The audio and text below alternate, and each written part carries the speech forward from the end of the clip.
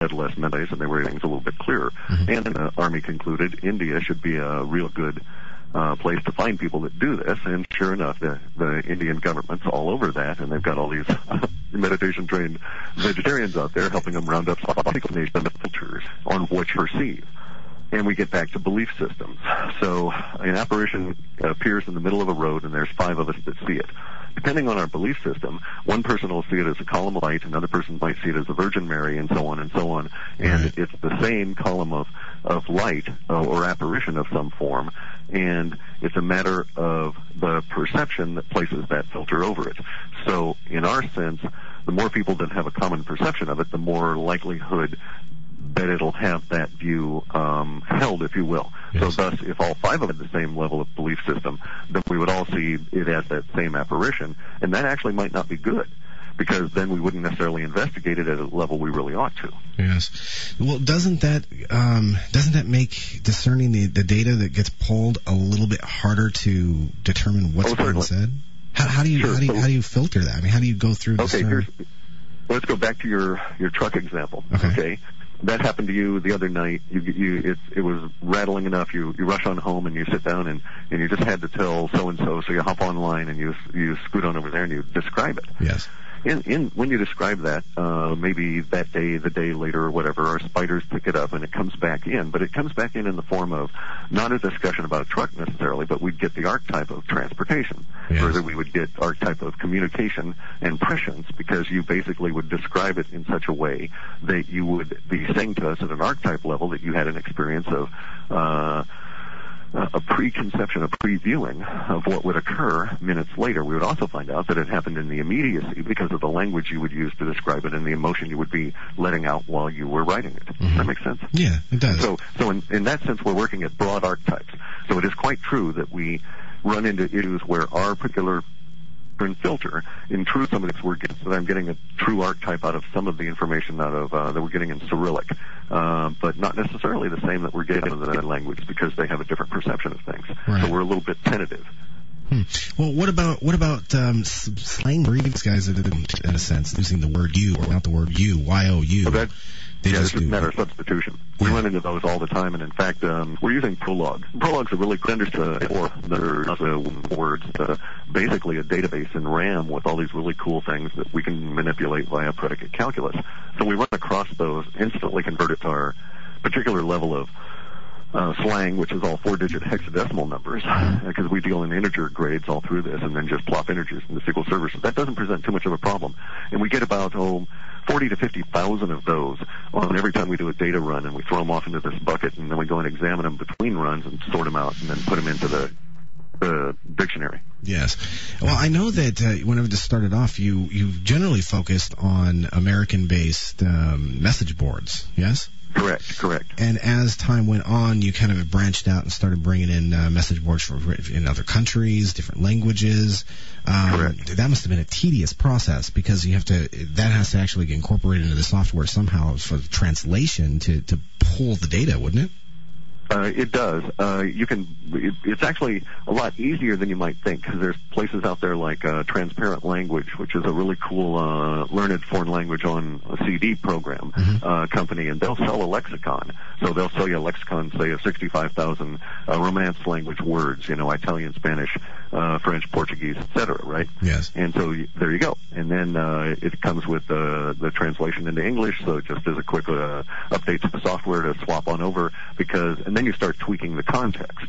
So, for instance, we had this recurring forecast for maybe a year that we were going to run into this rather interesting female personality that somehow represented a very important archetype, and that this personality had connections to the highlands in Central America and South America, and all different kinds of things that basically came out in the language when they released Ingrid Betancourt, and she went back to France because she had this particular message about you can't hate your enemies, and she didn't want to hear she'd been held for 6 years as a captive, and so this is a rather unique attitude. Right. And it really struck a chord within the French. So we got tons of really cool information when all that language started coming out in the French main media stream, and we were able to go back and reconcile it with the database. And so the next time we come into more French words, we'll be that much more accurate because now we'll understand some of the nuances that they expressed within their particular observance or manifestation of that occurrence. So it's kind of like a nice little feedback loop. Sure. So needless to say, the technology that you're using is definitely continually growing, right? Oh, yeah. It's quite tedious. It takes about 18 to 20 days between each run to go through and do all this, and you work your butt off. Yeah. How do you determine what, or does the bot itself determine what message boards or where it actually pulls the data from? Yeah, to a certain extent. It's not like it has free will or anything, but what happens is we've got a list of boards based on activity, because that's what we live and die by, is the number of messages being posted. And so the more hot boards and the more interesting subjects, there's more activity there. And so we've got a list of maybe 300,000 of those. And those are the seed lists that we populate and change with each run. Yes. And we adjust them based on certain priorities. And then, but every time it encounters a link on any of those, it has the freedom, depending on certain parameters, to go and investigate down a chain of 256. Linking from page to page to page, hunting for particular groupings of archetypical kinds of words. Yes. And so to that extent it has freedom, and we know where it's getting the stuff, but we rarely ever look at that because it's quite tedious and huge. Terabytes of information that I got it from this particular page, I don't really care. Right. What I care about is the archetype being expressed relative to some particular object or subject of discussion. Right. With the advances in speech recognition, if you were to, I don't know, maybe you are maybe, I don't know, planning on focusing on something like this in the future, if you're able to pull in all the information from different news sources, different podcasts, for example. Yeah, sure, the YouTube kind of thing, and with not instead of written, not written, but text data, actual voiced data. Do you think the results would be the same or be better? Yeah, that would certainly expand our range. We have a tendency, though, so far in what I've observed on a lot of these things is that the majority of the language would fall into what we would call the immediacy group. Yes. We break our data into three broad categories, where we have immediacy data that is effective from about 3 days out to about 3 weeks inclusive. And we have shorter term data that goes from the 4th week out to about through the 3rd month. And then we have longer term, which is 3 months out to about 19 months and beyond. So the language we observe in some of the podcasts would not really feed the shorter or the longer term, and that's where a lot of the detail levels of all these particular things go up. Yes. So, for instance, as part of your postulate for the longer you see it, the more impacting it's going to be, it's also true, there's a corollary to that the longer you see it coming, the more detail you get about it. So we knew all kinds of things in terms of the language that were going to show up for October 7th, and we were seeing that same language 6 months back. For instance, as a reader of the report, we have a tendency to focus on pies. Yes. And a lot of people have asked us why. And I've casually said, well, pies are good, and have given all these flip answers.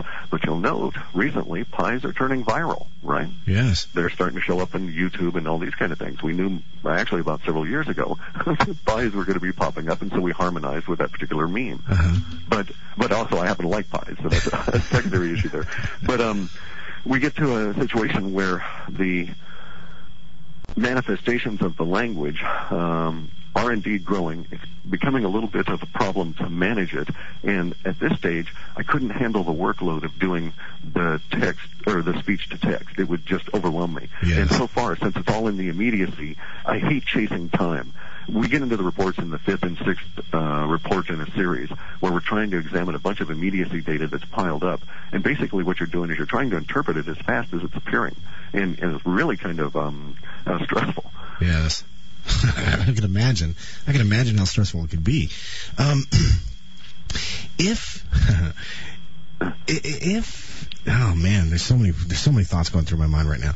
If the technology itself, if you were able to give it at least maybe even a fraction of artificial intelligence, I mean, I know that there's a news story that I was reading just recently where they're actually squaring off computer against computer as far as artificial intelligence is concerned, and we know that as processing power goes along, that if we move on to something like DNA processors, smaller, faster computers, that the possibility of artificial intelligence increases because there's so much more that can be done.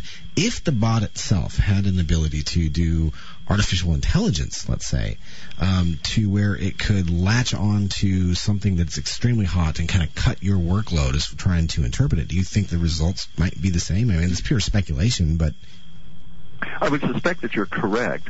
There's a certain amount of confidence that comes along with the growing database sizes over time. The system has built-in positive feedback loops as well as some like negative reinforcement feedback loops, so that we do get a constraint. And actually, theoretically, if I suppose if one had a fast enough supercomputer and you could do this all in real time, you would be tapping into fundamentally what is the consciousness stream being expressed in a random, or more or less, we would think, fashion by all the humans on the planet. So you could probably actually make a computer conscious that way. It'd be really, really, really cool to do. It'd be a whole bunch of work, though. Yeah, indeed it would be. Indeed it would be.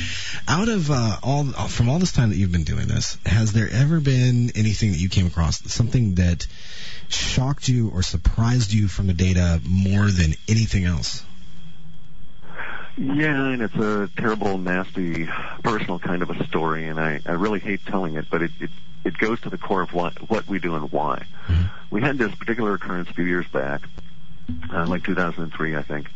And I didn't know what I was doing fiscally. I never do. Universe provides or it doesn't. So I was just bumbling along. And I ran into a situation where I had a big need for money for bandwidth. I'd been using bandwidth exceptionally and had to come up with $4,000 or $5,000 really rapidly to pay the bills, just to keep going. And there was this individual who was very high up in alternative currencies communities and a very smart fellow in it. Almost everybody would know him, and I'm not going to say who it is, who contacted me through a friend, and he offered to buy a run, basically, for the amount of money I needed to keep going. And I thought this was cool. I took his money, and he asked me to do a run on himself. And I got this stuff about the blessed marriage and so on, and then he discovered, as we were into it about 3 weeks or so, that really all we were ever going to find was negative information. And that's just kind of the way it works, is that we have a tendency to pick up the negative and the extreme language more than we do anything else, even though we're concentrating on the nuance. Yes. We're looking for the opposite ends of a boundary. And so we got some rather disturbing information about his marriage, and 2 weeks later his wife was killed in a car bomb that was meant for him. So since then I don't do personal runs, and you can see that it's deeply affecting. Yes, indeed. Absolutely. Well, the fact that it can pick up the negative aspects, I mean, every time we turn on our television or open up a paper or read a magazine, that's kind of all we're kind of bombarded with. I mean, there's little snippets of, fluffy little stories, but the majority of it is pretty depressing. And it's gotten to the point where I hate to even turn on the news, but I'm kind of forced to just because of the fact of the nature of what I do for a living. Yeah. But on the psyche of the population, that really it takes root and it really takes effect on it. As a matter of fact, a lot of people do meditation and stuff. They say they don't do it, and the less they watch TV, the less negative information they're taking into themselves, the better they feel. For one, is that possibly why you get more of the negativities in the data? That certainly is something we see happening. Yes. Now, it certainly could be causative, but I have to be cautious because we want to be intellectually honest about this and say that basically what I did was to assign numeric values as an indicator of positive or negative emotion, if you will, to these various things. And so it might have been my own twisted psyche that set these things up in such a way that all I pick up is the negative. But given that as a potential flaw in the system, I would have to agree with you that there has certainly been a very large increase in that since the brief period of 10 years or so that I've been doing these runs on an active basis. And I know that there is what we call memering or thought virus engineering going on the internet. And I see that same kind of stuff occurring in the language that appears within the media stream as we see through network and cable television. And this memering or